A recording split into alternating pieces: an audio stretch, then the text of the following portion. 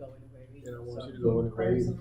we have a hard time accepting other people's gifts and talents because it should all work and flow together. And there are so many gifts that God gives all of us. You're right. I want to say one more thing. Yeah, sure. Go ahead. Stay in your lane. It's so relevant. That's right. Because everybody's not gifted to do. Everybody. Your ministry is thriving. Then you go where God has placed you. Don't jump in somebody else's lane. Stay in your lane. It's just so much of that. Mm-hmm. Definitely. Reverend Dickey, I think understanding is one thing, but lack of understanding, sometimes people think of success, but true, like Reverend Martin mentioned earlier, there is no success without a successor. Mm-hmm. Right. Amen. When Pastor Reynolds left, his job was to train somebody behind him. If you're going to be successful, it's not about you, it's about the agency or the organization, which is bigger. The church is bigger than you. That's right. The success of the church not depend on you. My job is to train people. One thing I'm doing now is cross-training, because there's no success without a successor.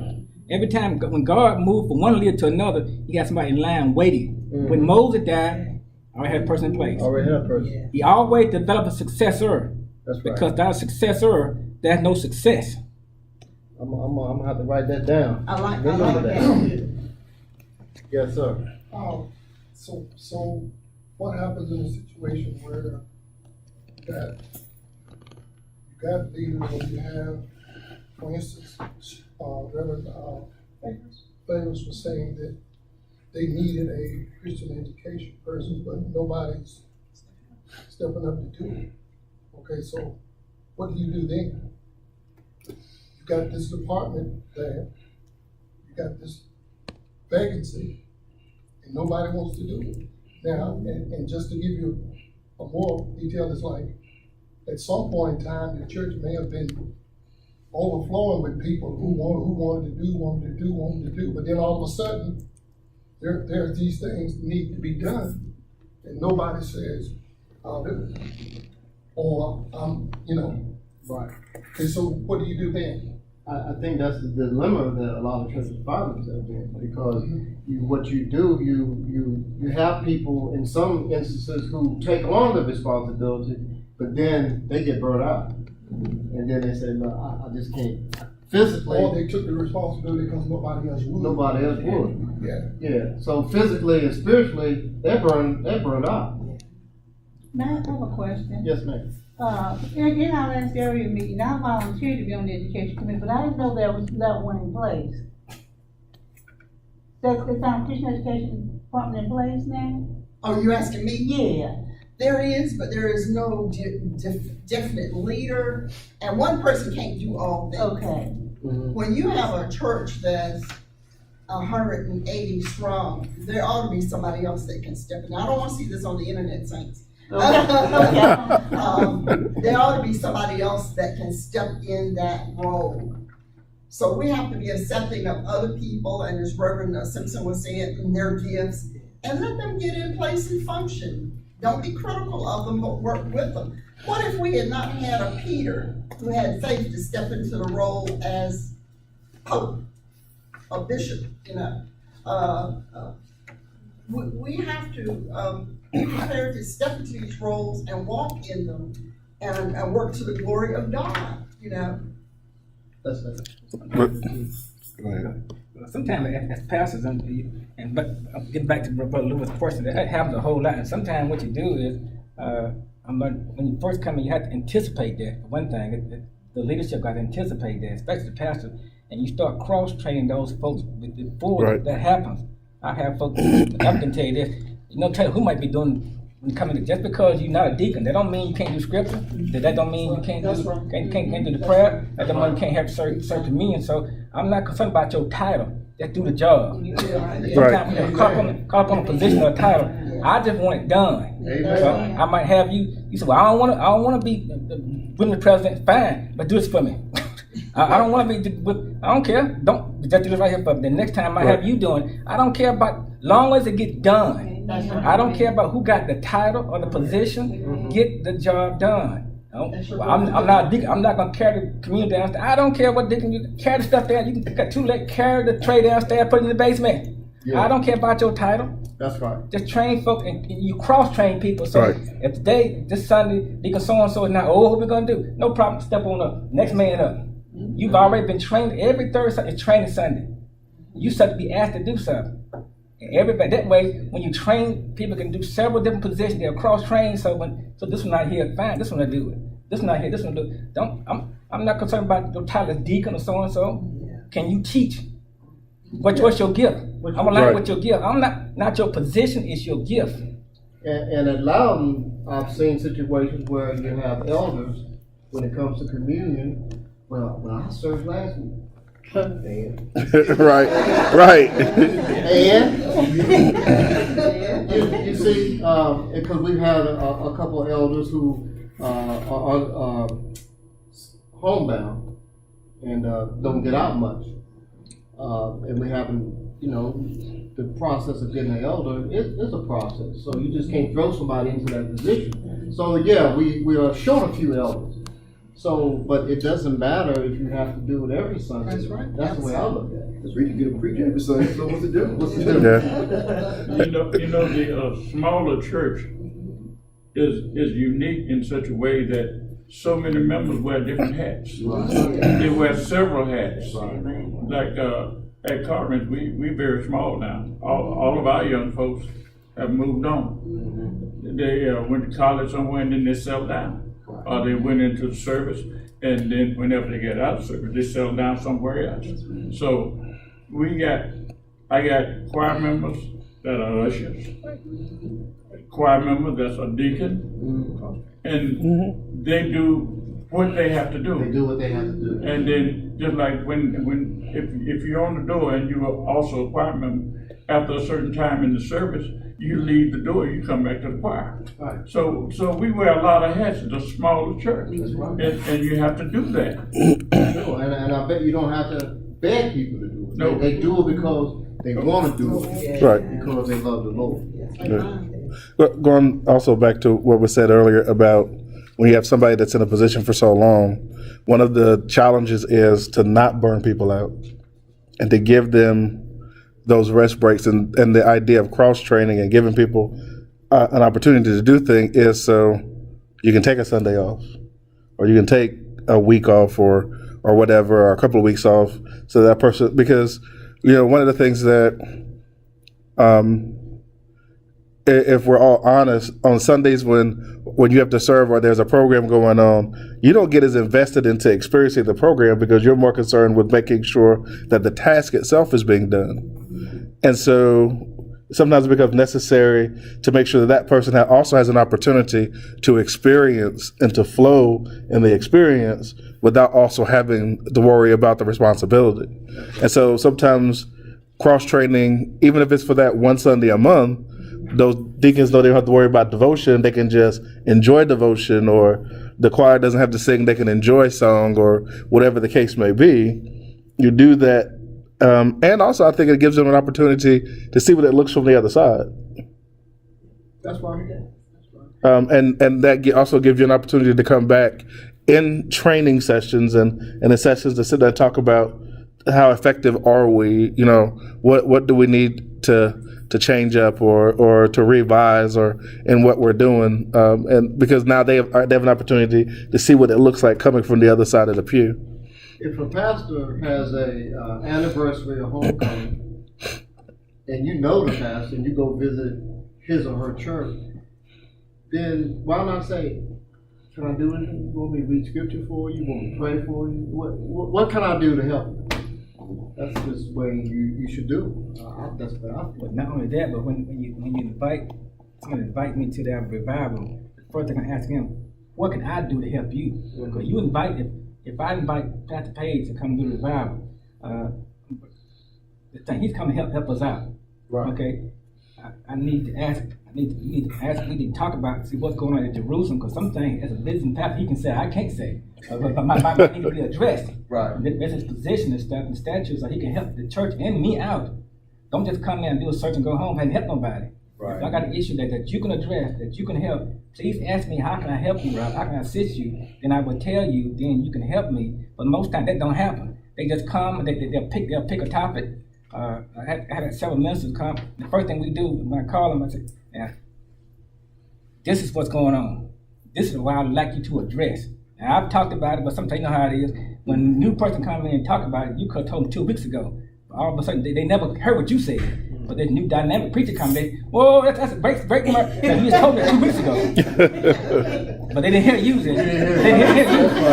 They heard him though. Yeah. So I ain't got no problem. That's how we do. That's right. I had no problem with that. So that's what it takes to get it across.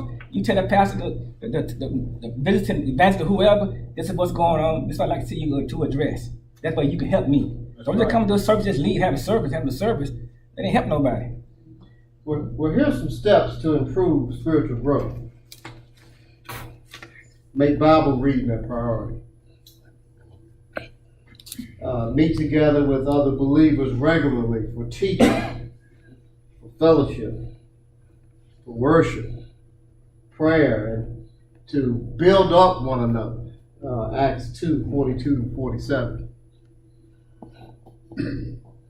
Get off the sidelines and get involved. There are many ministries, but the pastor cannot spearhead everything. You come to the pastor and say, I want to start a singles ministry. Well, go ahead and start it. But what happens is a lot of people, they want the pastor to spearhead it. But no, pastor has to say, no, I'm going to stay in my lane. That's something that's your idea. I'm behind you, but you go ahead and start that. And then, of course, we need to pray daily. Moving right along into leadership development. We follow Jesus because he's the one who transforms your character. You will affect those you serve if you're a leader, and your character will suffer if your love for Jesus grows lukewarm or cold.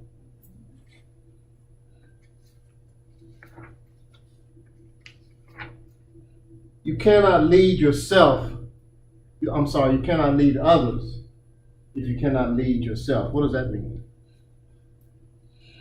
You got to have some self-discipline. You gotta know where you're going. Yeah. Know who you are and to whom you belong. Okay. Yeah. Do you agree with that statement? You cannot lead others if you can't lead yourself? True, because I agree with this statement because you need to be a good follower or to be a good leader. And the whole issue is understand from a Christian perspective, what you're talking about is understanding lordship first, then come leadership. Because if your pastor, that leader, whoever he or she is, don't understand lordship, you can forget about leadership. Yeah, amen to that. Which brings us to the next one, set up tables and chairs. Jesus said, I didn't come to be served, I came to serve. So what a wonderful and marvelous example Jesus gave for us to follow. And if you're above doing certain tasks, like Robert was saying, then you should not be a leader. Our first lady, former first lady, we'd have a fellowship meal. She's helping, clean up. I know some first ladies who, what? I'm not doing that. I'm too first lady like to do that. So if you're above doing certain tasks, then you should not be a leader. Getting back to what Robert just said, submit. There are always going to be people that the Lord has placed over you. Always. So respect them. They may have certain titles, respect them. But learn to yield to those that you have been chosen to lead. Because by doing that, you can learn from them. And then you can also grow as well. From the very people that you lead. You can learn from and grow from them. But if you feel like you know everything, and you feel like you can't show somebody something to help them in their current position or even in another position, then you will not be doing what God has asked us to do. So, Reverend Dickey, all that you are saying not only is going on in our churches, but it's also going on at the PDC. Oh, absolutely. Because the PDC is, individual churches are just a microcosm of the whole PDC. So whatever's going on in the individual churches is certainly going on. Yeah. And what we're trying to do, go ahead. For leadership, you define leadership for us? Well, I think leadership is a person or person who is able to give direction to people, and not only give direction, but to follow directions, and then at the same time be the same person who will be able to be accountable for whatever decisions that he or she might make. I got a couple of definitions I want to share with you on leadership, but that's what we get hit with a lot of times. Go to these meetings, on these jobs and everywhere. Because one thing is the ability to influence others. Right. Because if you go to a meeting, I don't have to know who the leader is, but I'm just going to wait and see who.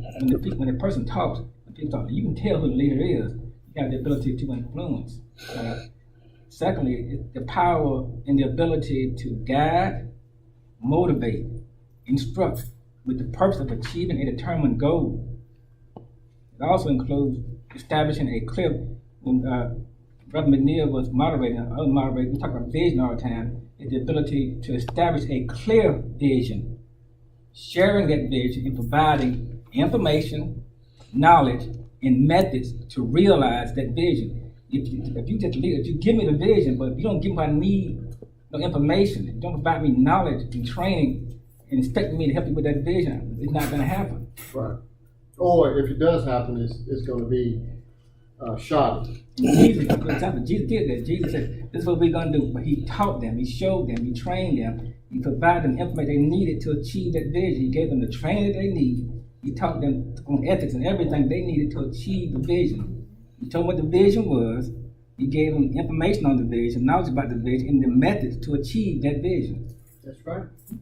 Reverend Fagan, 5 minutes. Let's move right along. As leaders, we need to surround ourselves with people of a like mindset who will not only challenge and motivate you, but will encourage you, enlighten you, and edify you. But because we're all Christians, shouldn't that be obvious? Well, the obvious word is Should. He should.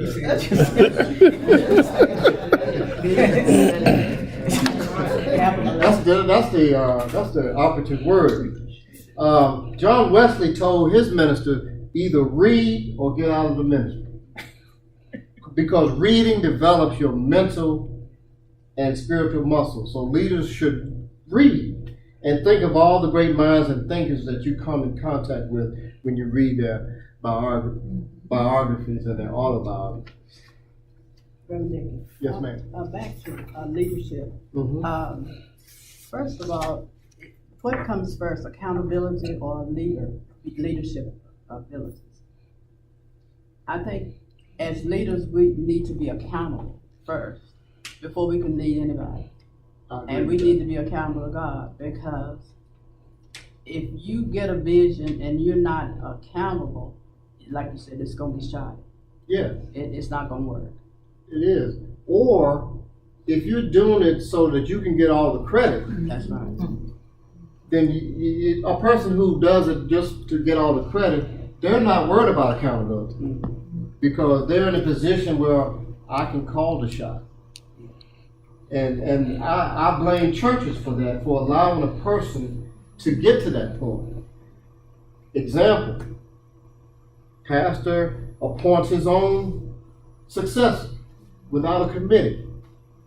The pastor comes in, the new pastor comes in, and all of a sudden the church finds itself in financial difficulty. Well, that's the church's responsibility. There's no accountability.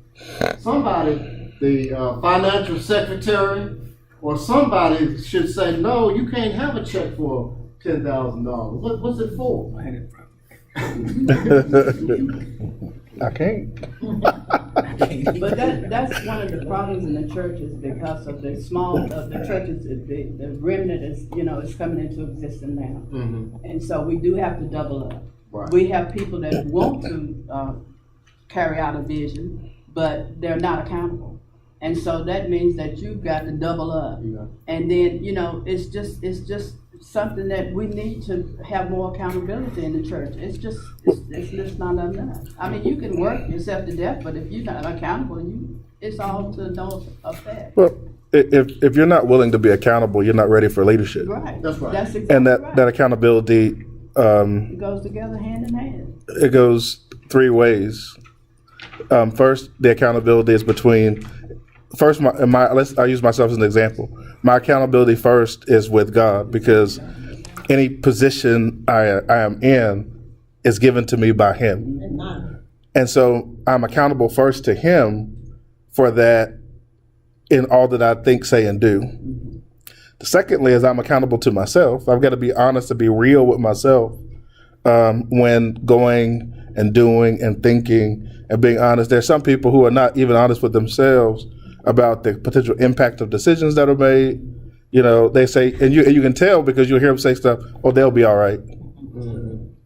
Yeah. Everybody, people say, well, God knows my heart, or they say, these make these types of statements which say that they're not even being accountable to themselves and clear thinking and about what their actions are or are not doing and accomplishing. But then third, you're also accountable to those people God is causing you to lead, because God has placed you in a place. Those people now become your responsibility. And so if I'm called to lead them, then that door swings both ways. They're not just accountable to me, I'm accountable to them. All right, two more things. Some people say experience is the best teacher. However, lack of experience can be a stumbling block for some people. So you have to learn how to lead where you are, and then you will learn as you lead. And then working extra hours is the new pay rate. But burning the midnight hour may cause you to excel at work, but there has to be a balance, because many a home has suffered because a leader has failed to love and lead his or her family. How can you lead others if you cannot manage your own home? So I put go home at some point.